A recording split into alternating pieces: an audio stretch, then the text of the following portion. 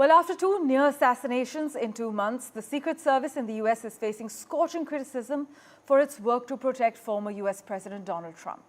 In fact, in a press conference, the Secret Service defended its protective plan for Donald Trump as textbook and exemplary after foiling a possible assassination attempt over the weekend. But the press conference came the same day the suspect, Ryan Ruth, who's 58 years old, was charged with possession of a firearm by a convicted felon and possession of a firearm with an obliterated serial number. Authorities said Ruth left a semi-automatic rifle at the scene, where a federal criminal complaint alleges that he may have been waiting for Trump outside his golf course near Mar-a-Lago for almost 12 hours. Benji Hyer reports for NDTV. The suspect was seen shackled, his alleged crime related to his weapon and if he was allowed to own one, giving multiple past arrests. Ryan Routh had wildly swinging political beliefs, having voted for Trump in 2016, but also been a staunch supporter of Ukraine. In unconventional ways, he discussed a far-fetched plan to recruit Afghan soldiers fleeing the Taliban to fight there against Russia. We'll learn much more about him as investigations proceed and as evidence is examined. He left behind his gun, bags and a GoPro at the scene, where he lay waiting for more than 11 hours before being scared off by Secret Service shots. Big questions then over how this was able to happen, not least given the enhanced protections put in place following another assassination attempt on Trump just 2 months ago. President Joe Biden says the Secret Service needs more help, the agency warning that we are living in dangerous times. Its acting director was taking part in a press conference alongside the FBI and local law enforcement earlier. The Secret Service's head confirming that Trump's security is now, quote, at its highest level. The former president made his own statements blaming both Biden and Kamala Harris for inciting the gunman's actions because of his communist left rhetoric. He wrote, "The bullets are flying and it will only get worse," he said, before railing against immigration, suggesting the US border be closed. The suspect, is important to note, is not an immigrant, and the Vice President and the President have roundly condemned political violence rather than stoke it. In fact, I told the President did reach out to Donald Trump, but at the time, the former President was not available to pick up the phone. Look, this is an unprecedented, dynamic, deeply fraught campaign, even more so now, but still, the race for the White House goes on, Trump vowing to never back down as he vies for the Oval Office again. Benji Hyer, NDTV in Washington. And joining us for further clarity, political analyst Jake Novak. Thanks so much, Jake, for joining us on the World 24/7. There are serious questions regarding how another would-be gunman was apparently able to camp undetected near Trump's golf course for nearly 12 hours before being confronted by a Secret Service agent who opened fire.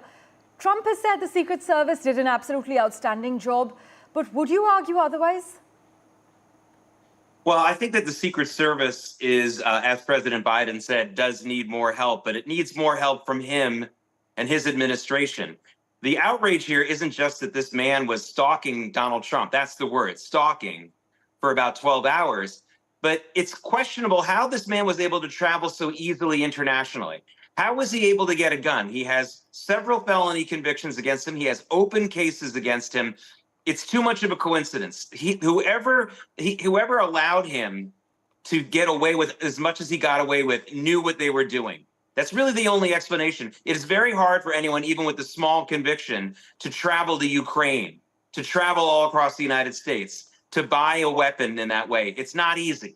So somebody was, it seems very likely, sadly to say, that someone deliberately was letting this guy roam free. For what reason, we don't know. And I'm not saying they were hoping that he would kill the President Trump, but absolutely law enforcement was letting him get away with a number of different things that he should never have been allowed to get away with. Right. Meanwhile, many argue that Trump has often treated political violence as a resource. In fact, case in point being the bomb threats in Ohio after the former president claimed that immigrants were eating pets. Is Trump's team likely to utilize political violence to their advantage? Jake, what are you picking up on? What is your perspective? No, absolutely not. And I know I have to take a little bit of issue with your reporter's comments about how both President Biden and Vice President Harris have always been against political violence. There are many, many different sound bites of Joe Biden and Kamala Harris. One of Joe Biden several times saying he would like to take Donald Trump behind the gymnasium and beat him up. Joe Biden said that several times in 2020. Right. Kamala Harris, when asked if she would be in an elevator with Donald Trump, she asked, could one of us not be alive when they left?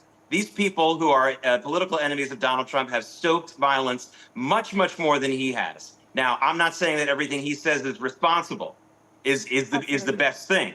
But the political violence rhetoric from Donald Trump's opponents is much, much worse than his, much, much more pinpointed and much, much more insightful. And that goes without saying.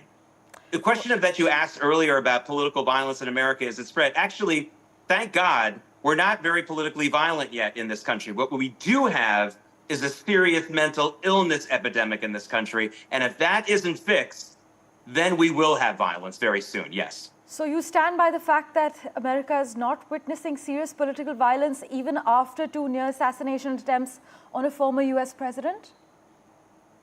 Well, we're not seeing widespread violence. Those 2 incidents were definitely violent, no doubt about it.